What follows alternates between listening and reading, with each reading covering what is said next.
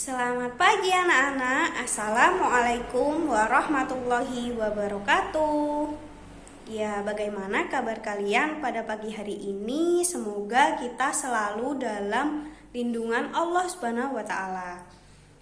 Hari ini tidak ada yang absen ya, karena semua kursi sudah terisi penuh. Minggu yang lalu kita sudah belajar mengenai teks deskripsi. Nah, hari ini kita akan belajar materi baru nih. Apakah ada yang tahu? Iya, benar banget. Hari ini kita akan belajar mengenai teks cerpen. Di mana sih kalian itu biasa menemukan teks cerpen? Iya, silahkan Dion. Iya, benar banget. Ada di surat kabar, kemudian di Wattpad, terus di koran, majalah, juga aplikasi atau blog internet seperti itu. Kemudian, teks cerpen itu memiliki beberapa manfaat, yaitu sebagai sarana penghibur, kemudian sarana penambah inspirasi, serta penambah motivasi.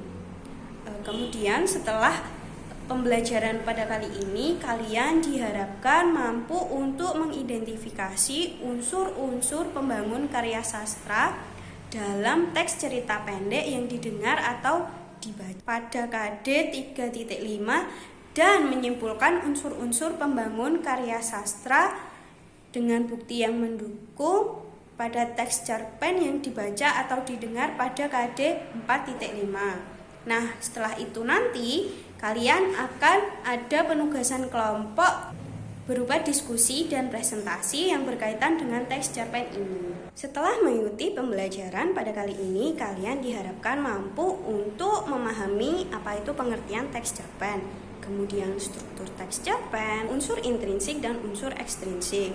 Oke anak-anak, sekarang Ibu akan masuk ke pembelajaran. Seperti yang sudah Ibu sebutkan tadi, kita akan belajar mengenai apa itu pengertian teks cerpen. Teks cerpen adalah sebuah karya sastra pendek yang bersifat fiktif dan mengisahkan tentang suatu permasalahan yang dialami oleh tokoh secara ringkas, mulai dari pengenalan sampai akhir dari permasalahan yang dialami oleh tokoh itu sendiri. Kemudian, ciri-ciri teks cerpen itu ada 3. Yang pertama yaitu tidak lebih dari 10.000 kata atau dapat dibaca habis dalam sekali duduk. Kemudian yang kedua memiliki alur tunggal atau satu jalan cerita saja. Serta yang terakhir, teks cerpen memiliki pesan moral yang terkandung di dalamnya. Kemudian sebelum kita masuk ke struktur teks cerpen, apakah ada yang ingin bertanya? Baik, belum ya? Kemudian kita akan lanjut masuk dalam struktur teks cerpen. Teks cerpen itu ada 6. Yang pertama ada abstrak, kedua orientasi, ketiga komplikasi, keempat evaluasi, kelima resolusi, dan yang keenam adalah koda. Jadi abstrak adalah sebuah pemaparan dari awal cerita yang akan disampaikan. Kemudian yang kedua ada orientasi. Orientasi ini di dalamnya akan menjelaskan berbagai latar, baik latar waktu, tempat, serta suasana yang ada di dalam teks cerpen tersebut. Kemudian yang ketiga ada komplikasi. Komplikasi merupakan struktur di mana terdapat pemaparan awal masalah yang akan dihadapi oleh tokoh.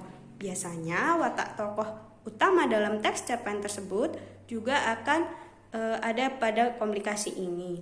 Kemudian yang keempat ada evaluasi. Evaluasi ini masalah akan semakin memuncak, seperti itu. Kemudian yang kelima ada resolusi. Resolusi merupakan akhir dari permasalahan yang dialami dalam cerpen tersebut. Solusi juga dimasukkan dalam resolusi itu. Kemudian yang terakhir atau keenam ada koda. Koda adalah pesan moral yang terkandung di dalam teks cerpen tersebut. Baik, sebelum Ibu masuk ke dalam slide selanjutnya, apakah ada yang ingin bertanya? Oh, belum. Baik. Baik, kita akan lanjut pada slide selanjutnya. Siapa yang mau membacakan apa itu unsur intrinsik? Iya, silahkan Dani. Ya, benar sekali. Jadi unsur intrinsik itu merupakan unsur pembangun yang ada di dalam teks cerpen itu sendiri. Kemudian untuk unsur ekstrinsik, apakah ada yang ingin membacakannya lagi? Iya, silahkan Rahma. Ya, terima kasih. Unsur ekstrinsik merupakan sebuah unsur yang membangun dari luar teks cerpen. Jadi unsur intrinsik itu ada 5. Yang pertama merupakan tema. Tema merupakan pokok pikiran yang mendasari jalannya teks cerita pendek tersebut. Kemudian yang kedua alur atau plot. Alur atau plot ini merupakan urutan peristiwa yang terjadi di dalam cerpen. Dalam alur atau plot itu biasanya dimulai dengan perkenalan, kemudian perkelahian atau konflik, kemudian klimaks, serta yang terakhir adalah penyelesaian. Kemudian yang ketiga ada setting atau latar tempat, waktu, serta suasana yang ada di dalam teks cerpen tersebut.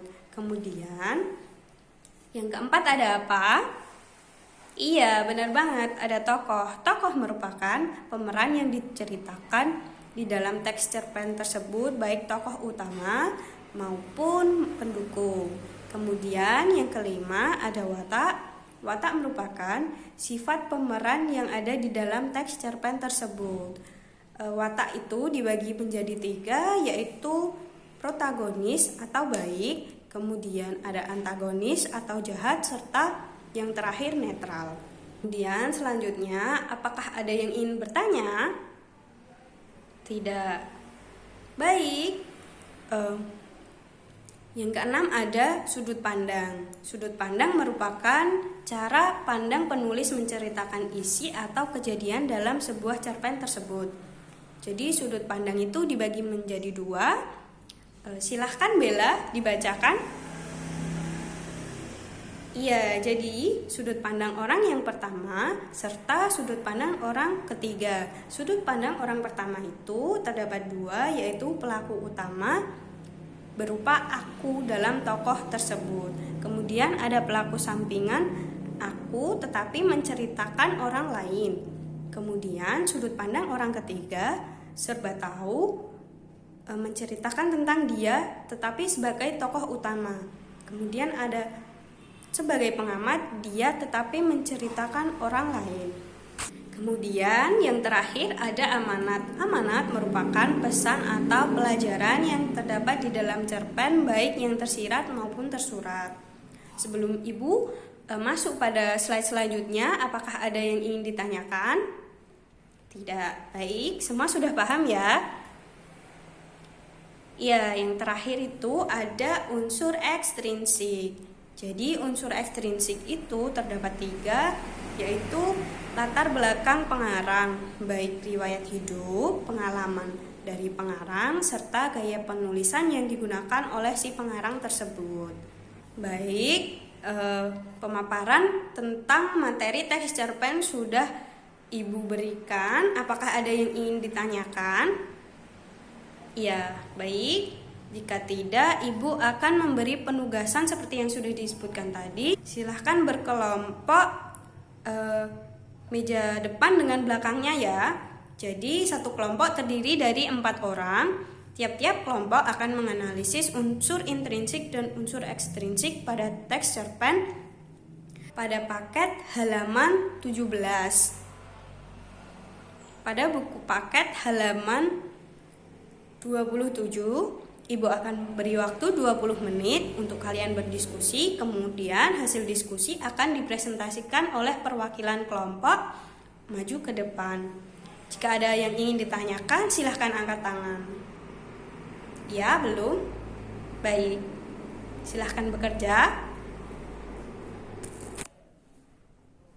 Baik, 20 menit telah berlalu. Sebelum Ibu menunjuk salah satu dari kelompok yang ingin presentasi ke depan, apakah ada yang ingin menawarkan diri?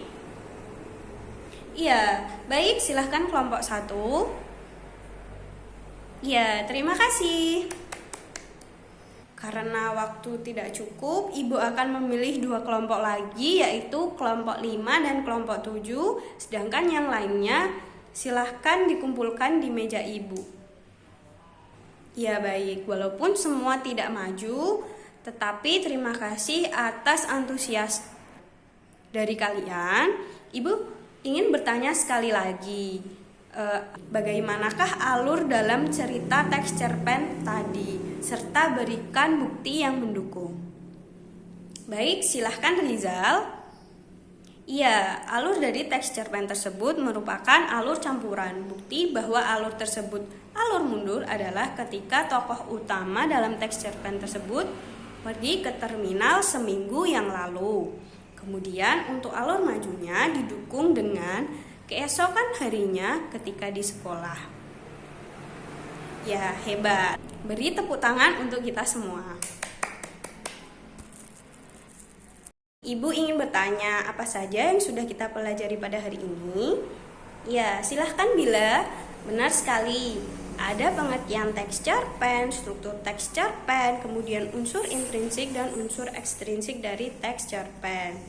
Nah, dari apa yang sudah Ibu sampaikan tadi, apakah ada yang ingin bertanya? Ya, baik. Silahkan Cindy.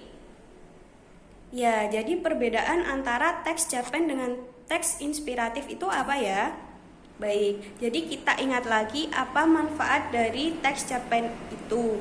Sebagai sarana penghibur, sarana penambah inspirasi, serta meningkatkan motivasi. Sedangkan pada teks inspiratif, tujuan utamanya adalah untuk memberi inspirasi kebaikan kepada banyak orang. Seperti itu, apakah dapat dipahami anak-anak dan Cindy?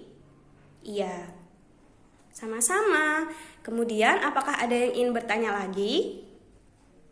Baik, tidak ada ya. Berarti semua sudah paham. Alhamdulillah. Sebelum Ibu menutup pembelajaran pada hari ini, Ibu akan memberi kalian tugas berupa menganalisis unsur intrinsik dan ekstrinsik seperti yang sudah kalian kerjakan tadi. Untuk bahan teks cerpennya akan Ibu kirimkan link atau pranala di grup kelas WhatsApp setelah kelas ini selesai. Kemudian tugas ditulis di buku tugas dan dikumpulkan pada minggu depan. Dan untuk tugas kelompok tadi, silahkan dikumpulkan di meja Ibu sebagai bahan portofolio. Untuk pertemuan selanjutnya, kita akan belajar pada materi lain. Tolong dibaca dan belajari bukunya ya anak-anak. Ya, baiklah, pembelajaran pada hari ini akan Ibu cukupkan. Akhir kata, terima kasih untuk kalian yang sudah sangat bersemangat mengikuti kelas Ibu dengan menjawab pertanyaan. Mohon maaf apabila perkataan Ibu menyakiti hati kalian, baik sengaja maupun tidak disengaja. Sampai jumpa dan sampai bertemu pada minggu depan. Wassalamualaikum warahmatullahi wabarakatuh.